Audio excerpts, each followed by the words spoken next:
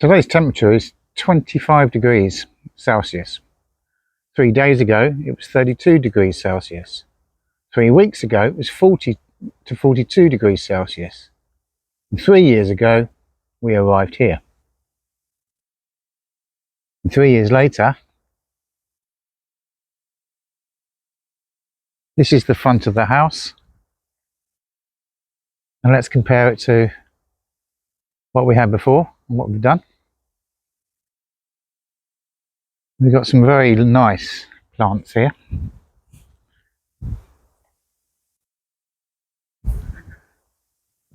This is an hibiscus. Beautiful. But the flower only lasts 24 hours. So you have to pick it off to get the other buds to come through. Now, go. So 3 years, a lot's changed. And every day I learn something new. And one of the things I've learned involves going for a walk. So we're going to go down through these gates and we're going to go off into the distance because I've got something to show you, because it's something I've never seen before. And we're heading over there. So let's go. Now, I can't get too close to this because if I do, I could have a spot of bother. So I'll get as close as I can. I don't think you've ever seen anything like this. I certainly haven't. But it's fantastic. Any ideas yet? Well, I don't know how close I can get. I'll see. But I don't want to get too close.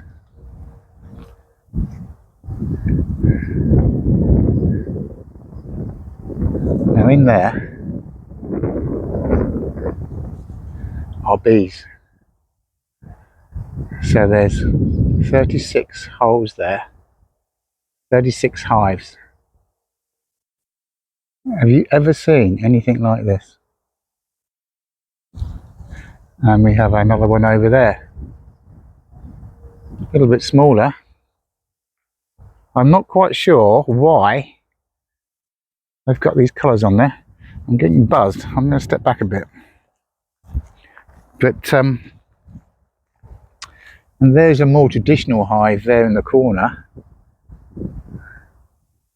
So you can get, there he is. So these trailers remind me of the old wash, what were they called? Those little carriages that were wheeled down onto the seafronts in places like Brighton for the ladies to take a dip back in the early 1900s or 1800s. That's what these look like. But yeah, they're full of bees. And the guy comes here every 2 or 3 days. He collects the combs, spins them, pops them back in again. And then when the season's over, he relocates these beehives on these trailers to another place. I think it's incredible. I've never ever seen anything like this at all. Now, he's a very knowledgeable chap as we swing around and look at all these other Russian olives. And in the distance, acacia. But what I was interested about, the fact that we are the other side of those straw bales in the distance there, through the gap, you can't get any more local honey than this. So we came to see him yesterday to see if we could buy some. Now he's bringing us 4 kilos of the honey that these guys have produced locally here. And they've been hitting sunflower plants over in that distance there. So that's a long way for a bee to go. And he also is bringing us, so that's 4 kilos of that. But he's also bringing us a kilo of honey that's come from acacia trees. We've got 5 kilos of honey coming.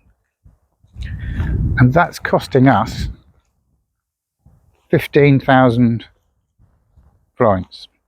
It works out at approximately £5 for a kilo of proper honey.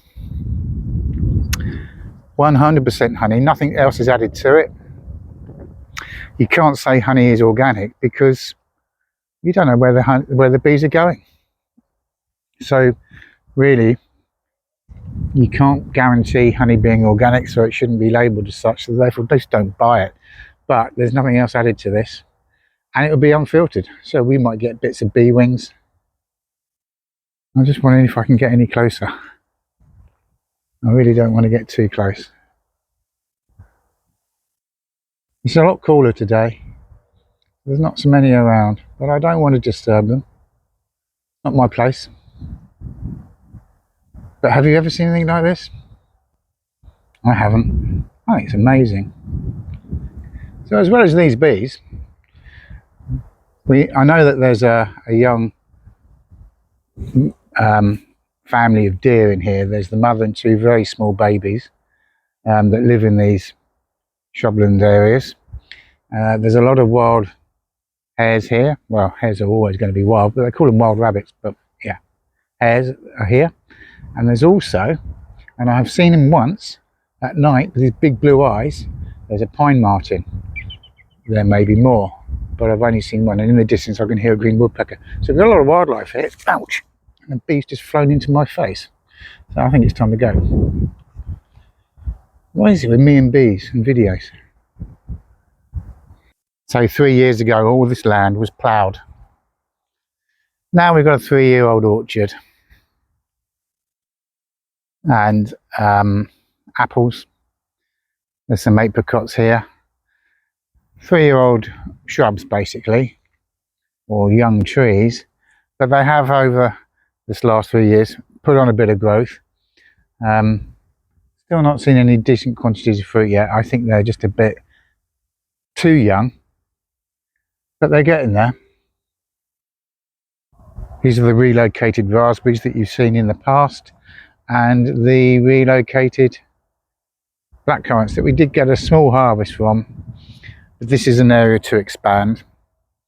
But like I say, when you compare it to that original photograph that you've seen of the soil, and the fact that there was nothing here, by allowing nature to take over to a certain extent, it's incredible what you can achieve. Okay, so with no dig, but you still got to dig a hole to put a fruit tree in. I don't mind that, but nothing else is disturbed out here. Keep the grass, you know, maintained. It keeps. I don't collect the grass here in this area, so it continues to feed the soil. Saying grass, there's a lot of weed in here as well, and it's shaded by these acacias. So that's south there, so it's good in a way that these raspberries and soft fruits don't get too much sun. They want a bit, but they get that the last thing in the afternoon over there. It didn't last a year. As we know, the plastic was blown off. I've covered it with some lightweight fencing, and now we've got borlotti beans growing all the way up. And there's still flowers I can see on here, so they're still producing. Quite small ones there, look, but they're still coming through. And there's the same this side here. I'd be very interested to see just how many we get off this. But it was a way of utilising the frame. And it seems to be so good so far. Well, so far so good. And we've got some lettuces growing. Again in the shade, a little bit cooler here. So they're kicking on quite well. So we continue to harvest our lettuce as and when we need them. 3 years ago, this wasn't here.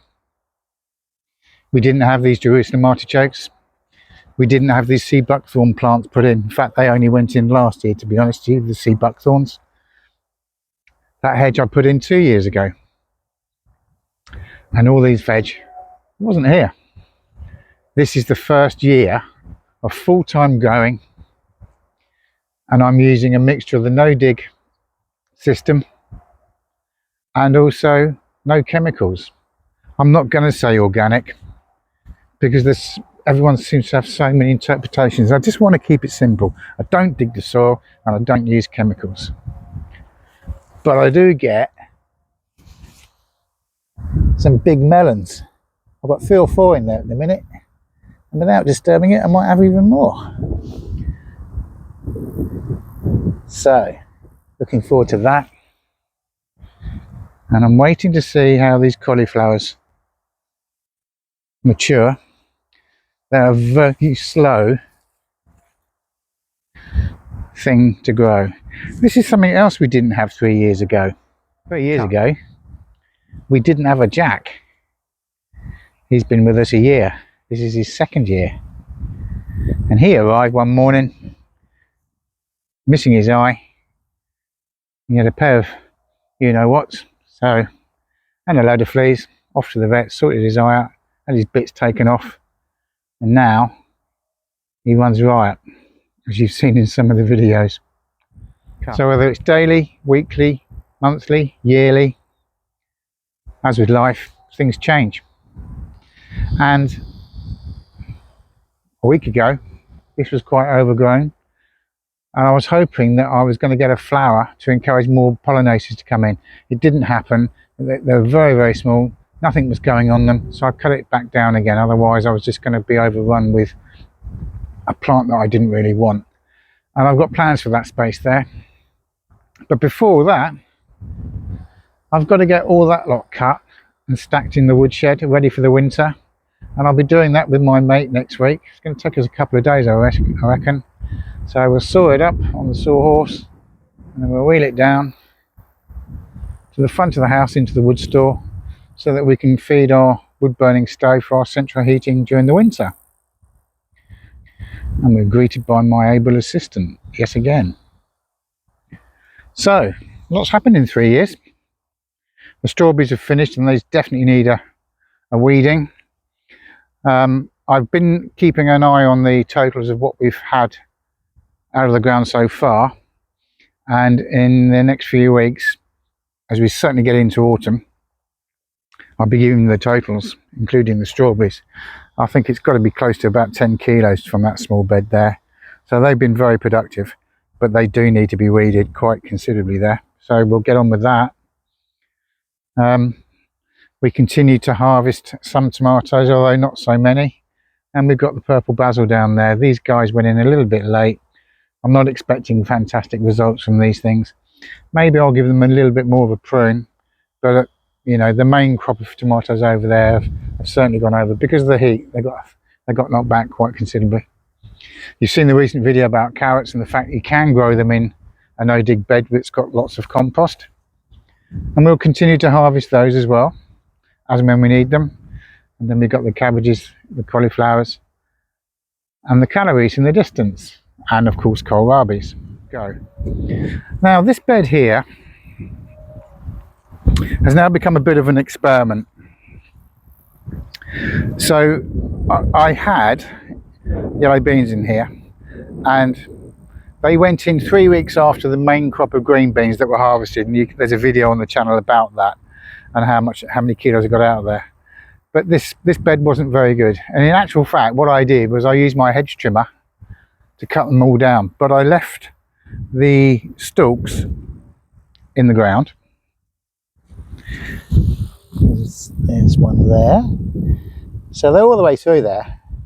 And what I've decided to do was plant them with calabrese, because the plants of the beans, or the peas rather, fix the nitrogen in the ground, and calabrese like a bit of nitrogen. So I planted them right next door to the roots that are still in the ground from the peas or the beans. I keep saying that. And then what I've also done is I've popped in some transplants of some pak choi. Now, the reason why I've done that is to get something growing in the ground. I'm curious to know whether or not I'll get a harvest out of these calabrese, and if I do, when. And as for the pak chois, they're going to grow quite fast. You can see some there. And the idea is I'm looking at being able to pick the leaves on the outside of these pak chois, just like I do the chard and just like I do the lettuce. Now in theory I don't see why I can't, but I'll be interested to know in practice whether it actually works or not. So as they develop, we'll find out in any videos that I put up. So you can achieve an awful lot in 3 years if you put your mind to it. I certainly have. Didn't have these acacias here before. Didn't have them geese in the background either, but that doesn't matter. And I didn't have potatoes on the back of the house that are getting close to harvest. I've been saying that from every video I've been putting up recently. When are we going to harvest? When are we going to harvest? Promise you, not far away. And if you want to find out how I get on, you know you got to do is hit that sub button and the bell, and it will tell you, YouTube will tell you when I start harvesting the potatoes and how successful they've been. But for now, I hope you enjoyed that quick tour around and you found the bees as fascinating as I did. But for now, take care, and I'll catch up with you very, very soon. Now, somewhere here, there is a cat and a dog playing silly beggars. I wonder where they've gone.